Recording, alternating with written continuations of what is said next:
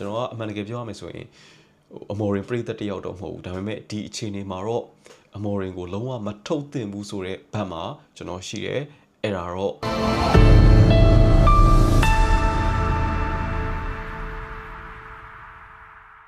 အားလုံးပဲမင်္ဂလာပါဆိုတော့ကိုစိုက်ပိုင်ဟုတ်က page ကနေကြိုဆိုလိုက်ပါရစေဆိုတော့ကျွန်တော်ရဲ့ဒီ page ကိုပြစ်သွားတာတော်တော်လေးတော့ကြာပြီလက်ရှိအချိန်မှာတော့ကျွန်တော်အရင်လိုမျိုးဗီဒီယိုတွေပြန်တင်မယ် page ကိုပြန်ရတော့မယ်ဆိုတော့ဒါဒီလိုမျိုးအလုပ်တွေပြန်လုပ်ဖို့စဉ်းစားနေတဲ့အချိန်မှာပဲအမော်ရင်သတင်းကကောက်ပြီးတော့တက်လာတယ်ဒါကတော့တော်တော်လေးဘယ်လိုပြောရမလဲဗီဒီယိုပြန်လုံးမရတော့မယ်ငါ့ကိုပြန်ပြီးတွန်းအားပေးနေရဆိုတဲ့သတင်းတစ်ခုဖြစ်တော့မှမှတ်ယူတယ်ဒါလက်ရှိဒါဒီညနေမှာပဲသတင်းတွေအားလုံးတက်လာတယ် United နီးပြအဖြစ်ကနေဒါမော်ရင်ထုတ်ပယ်ခံလိုက်ရတယ်ဆိုတဲ့သတင်းကတော်တော်လေး short ရစရာကောင်းပါတယ် United ပရိဟုတ်တဲ့သူရောမဟုတ်တဲ့သူရောပြီးတော့မော်ရင်ကိုကြိုက်တဲ့သူရောမကြိုက်တဲ့သူရောလက်ရှိမော်ရင်ထုတ်ခံရတယ်ဆိုတဲ့အခြေအနေကအရန်ကိုsurprise ဖြစ်လုံးနဲ့အရန် short ရလုံးနဲ့ပြောချင်တာအမော်ရင်ကထိလို့မရတဲ့နီးပြမဟုတ်ဘူးဒီယာဒီအစဆိုရင်ဇက်တိုက်တွေရှုံးပြီးတော့မှတေချာပေါက်ကျွန်တော်တို့အမော်ရင်ကိုထုတ်တော့မယ်တေချာပေါက်ပရိသတ်တွေအားလုံးစိတ်လျှော့ပြီးတော့မှဒီနီးပြတော့ထွက်တော့မယ်လို့ထင်တဲ့အချိန်မှာပဲမထင်မှတ်ထားဘဲနဲ့ဒါနိုင်ပွဲတချို့ပြန်ရတယ်ဘိုးဖွဲကသူ့ကိုထောက်ခံပေးထားပါတယ်ဆိုတော့ယုံကြည်မှုတွေနဲ့မော်ရင်ရှေ့ဆက်သွားတယ်โอเคအဆင်ပြေတယ်ဒီယာဒီမှာဖူးစီစဉ်ကိုစပြီးတော့ကင်တွယ်ခွင့်ရတဲ့နီးပြတယောက်အတွက်ကျွန်တော်တို့ယာဒီဝက်လောက်ပဲရှိသေးတဲ့အချိန်ကာလမှာထုတ်ပယ်ခံရရဆိုတော့နံပါတ်1ချက်အသင်းပြဿနာတက်လိမ့်မယ် United ဆိုတဲ့အသင်းကျွန်တော်တို့အားလုံးချစ်တဲ့အသင်းအနာဂတ်မှာဘာတွေဖြစ်လာမလဲလာမဲ့လက်ကျန်ယာဒီကွာမှာဘာတွေဆက်ပြီးတော့ဖြစ်လာမလဲအများကြီးပဲမတွေးရဲလောက်အောင်ကို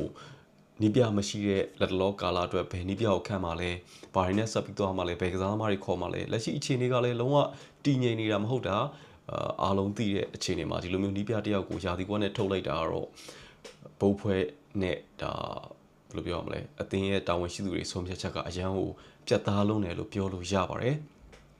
မော်ရီဘက်ကပြန်ကြည့်လိုက်မယ်ဆိုရင်ပြီးခဲ့တဲ့ຢာစီကျွန်တော်တို့နိုဝင်ဘာလောက်ကရောက်လာတယ်အသင်းကိုဒီတဝက်လောက်ကနေစပြီးတော့ကင်တွယ်ခဲ့တဲ့ဒီပြပေါ့ຢာစီအကုန်မှာ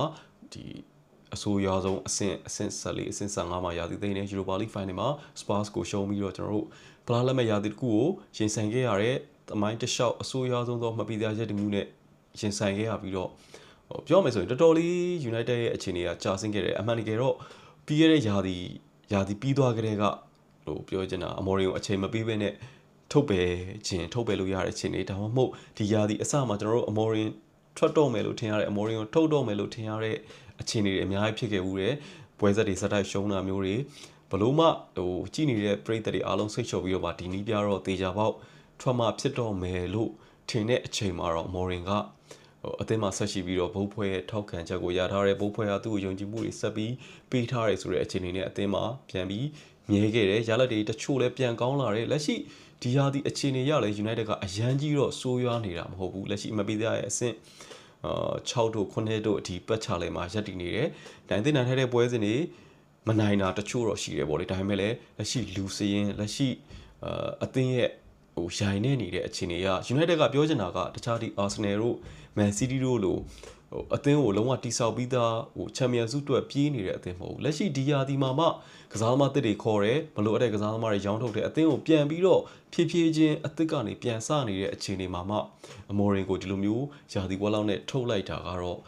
ကျွန်တော်အထင်နည်းနည်းတော့များတယ်လို့ထင်တယ်ကျွန်တော်ကအမှန်တကယ်ပြောရမယ်ဆိုရင်အမော်ရင်ပရိသတ်တယောက်တော့မဟုတ်ဘူးဒါပေမဲ့ဒီအခြေအနေမှာတော့အမော်ရင်ကိုလုံးဝမထုတ်သင့်ဘူးဆိုတဲ့ဘက်မှာကျွန်တော်ရှိတယ်အဲ့ဒါတော့ဒါဘယ်လိုပြောရမလဲညီကိုတွေသဘောမတူတဲ့ညီကိုတွေရှိကောင်းရှိလိမ့်မယ်ဒါပေမဲ့လည်းကျွန်တော်ကတော့အမော်ရင်ဘက်မှာရှိတယ်အမော်ရင်ကိုလုံးဝမထုတ်သင့်ဘူး United ရဲ့ဘုတ်ဖွဲ့ဝင်တွေ United တာဝန်ရှိသူတွေအရန်ကိုမှဆက်ဆက်တိမခံတဲ့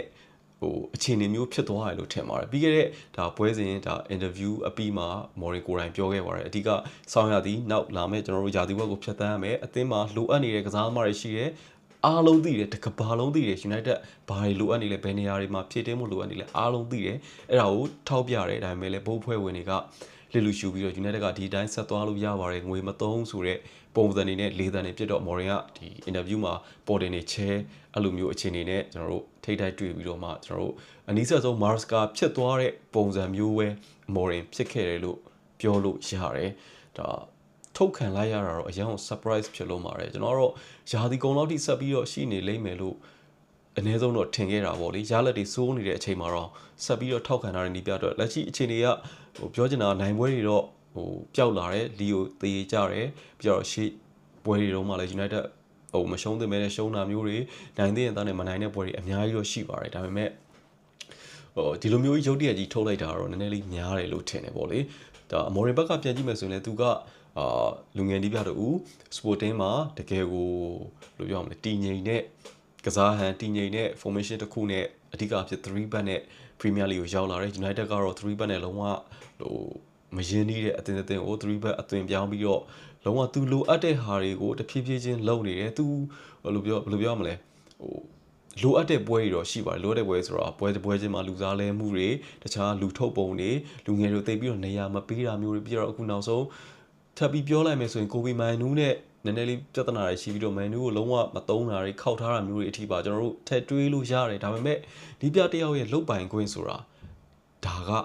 မပြောပါတော့ဘူးအမော်ရင်ကဒီထက်ပိုပြီးတော့မှလုတ်ပိုင်ခွင့်ရတဲ့နေပြအသင်းကိုဖြည်းဖြည်းချင်းပို့ပြီးတော့ကောင်းအောင်လုပ်နေတဲ့အချိန်မှာဒီလိုမျိုးသတင်းကြတော့တကယ်စိတ်မကောင်းဘူးအနည်းဆုံးတော့ကျွန်တော်တို့အမော်ရီနဲ့တူကျွန်တော်တို့ဒါသိပြီးတော့မရင်းနှီးတဲ့ကစားကွက်တစ်ခုနဲ့အမော်ရင်က United ကိုမိတ်ဆက်ပေးပြီးတော့မှ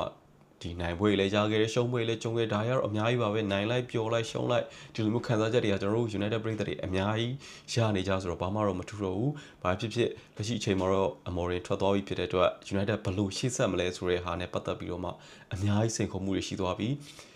လက်တလောတော့ဒါ Darren Fletcher ကိုယာယီအဖြစ်ဂိုင်တွယ်စေမယ်လို့တော့သိရတယ်သိကြတာကတော့နီးပြအသစ်တယောက်ကိုသိမကြခင်မှာဒီလာမယ့်တစ်ပတ်လောက်တွင်မှာခံဖို့အတွက် United လောက်ရမယ်ပြီးကြရင်ကစားသမားခေါ်ယူမှုပိုင်းဒီလူစင်းနဲ့လုံးဝမရတော့တာသိတယ်တခြားအသင်းကြီးတွေကလူဖြစ်တင်းမှုတွေစတိုက်လုံးနေတဲ့အချိန်ကစားသမားကောင်းတွေခေါ်နေတဲ့အချိန်နောက်လာမယ့်ယာတီဘွက်ကိုတိကျတဲ့ target တစ်ခုနဲ့သွားနေတဲ့အချိန်မှာ United အသင်းကလိုက်မျောနေလို့မရဘူး United အနည်းဆုံးတော့ဥရောပဝင်ခွင့်ရဖို့ဆိုရင်လူဝဲမရမယ်အဲ့တော့ဘယ်ကစားသမားခေါ်မှလဲချွေးသိပ်ပြီးတော့ထားပါတော့နီးပြကိုထုတ်ခဲ့တဲ့အတွက်ကျွန်တော်ချွေးသိပ်ပြီးတော့ကစားသမားကောင်း1ယောက်2ယောက်လောက်ခေါ်တာမျိုးလည်းဖြစ်ကောင်းဖြစ်သွားနိုင်ပါတယ်ဒါပေမဲ့အသင်းရဲ့အခြေအနေက